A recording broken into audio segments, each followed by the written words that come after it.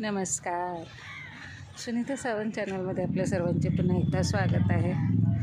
मी आले पुन्हा एका दुपारी अशी जरा भाजी न्यायला आलेली, तर एका गार्डनमध्ये बसली, भाजी घेतली.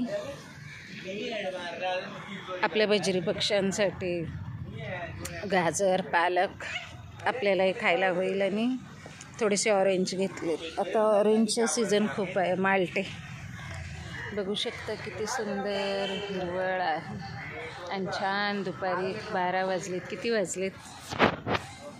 12:24, 12:30 होत आलेत. 12:24, 12:30 कडक ऊन पडले. सूर्य अगदी मध्यावर आला आहे बघा, माथ्यावर. जरासं इकडे ब्रेक घेतला आहे, कारण वेट खूप झाले. टोमॅटोज घेतलेत 1-2 किलो. तर माझ्या पिशवीमध्ये खूप वजन झालं आहे. म्हटलं जरा ब्रेक घ्यावा, तर ब्रेक घेतला. तर म्हटलं चला आपल्या प्रेक्षकांसाठी, आपल्या गाईज लोकांसाठी काहीतरी व्हिडिओ बनवूयात. तर हे असं मी बांधूनही घेतलेलं, पण आता बरं वाटते. जरा ऊन कडक ऊन आहे एकदम. तर तुम्ही माझ्या व्हिडिओमध्ये अनेक वेळा हे गार्डन पाहिलं असेल. ही गार्डन फार मोठं आहे. तर काय करणार मित्रांनो, मैत्रिणींना, सध्या गार्डनमध्येच फिरून फिरून दिवस काढतोय.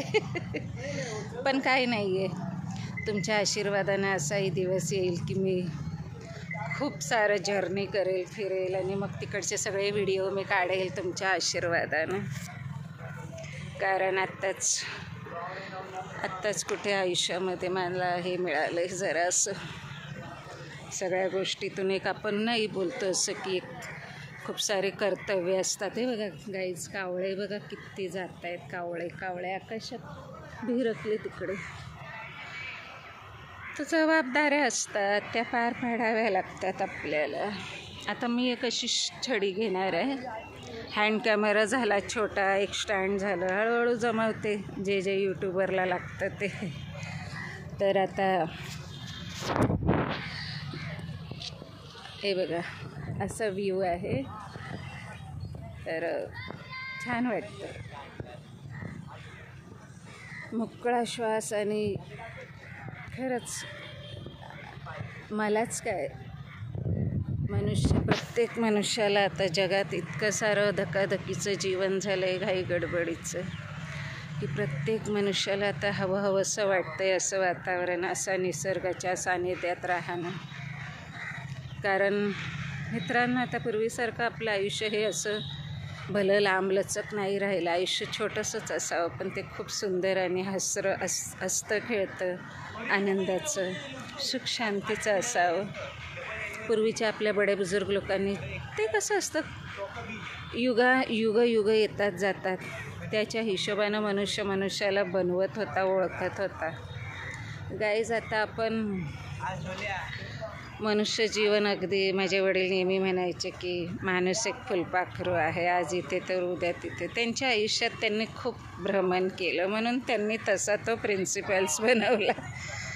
पण मनुष्य एक फुलपाखरू आहे, आज इथे उद्या तिथे. माझ्या बाबत तसं कधीही झालं नाही. मी वर्षानुवर्ष एकाच ठिकाणी आहे, आणि तसं जीवन मला आहे. तसं जीवनाचं जगण्याचा माझ्याकडे पर्याय होता. म्हणून म्हणतात ना की बडे बुजुर्गांनी, मोठ्या जे महात्मे, थोर संत होऊन गेले. मित्रांनो, या जगामध्ये जे काही मानवतेच्या दृष्टिकोनातून मानव स्वतःसाठी एक प्रिन्सिपल बनवतो, आणि पुढे मग ज्याला जास्त मान्यता प्राप्त होते, किंवा हां बाबा, त्याला मान्यता प्राप्त कशी होते की मानव तपासून बघतो. पण आजच्या आधुनिक युगामध्ये बरेचसे असे प्रिन्सिपल्स आहेत की जे नाही राहिले ते जाग्यावर. आपण आपल्या पद्धतीनं, आपल्याला हवं तसं. तर प्रत्येक मनुष्याला कळतं की त्याला काय हवं, त्याच्यामुळे तो एक सुख शांती शोधत असतो.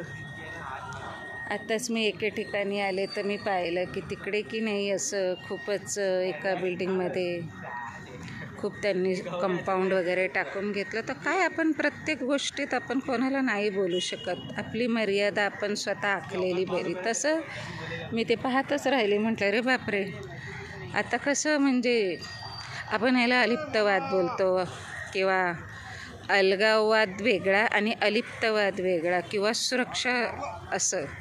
तर त्यांनी आपापली सुरक्षा केली आपापल्या सोसायटीची आपापल्या, कारण असं वेगवेगळ्या ठिकाणी हे असतं ना की प्रत्येक ठिकाणी सुरक्षित वातावरण नसतं, त्याच्यामुळे त्यांना तसं बनवावं लागतं. आता ते आलेत, चला चला बोलत आहेत. कारण खरंच मी ज्या वेळेला इथून गेली ना भाजी आणायला, तर त्यावेळेला कुणीही नव्हतं इथे. आणि आत्ता येऊन बघते, अरे मी भाजी आणायला गेली ना, ए मुलांनो, ए मी भाजी आणायला गेली ना, मराठी ना?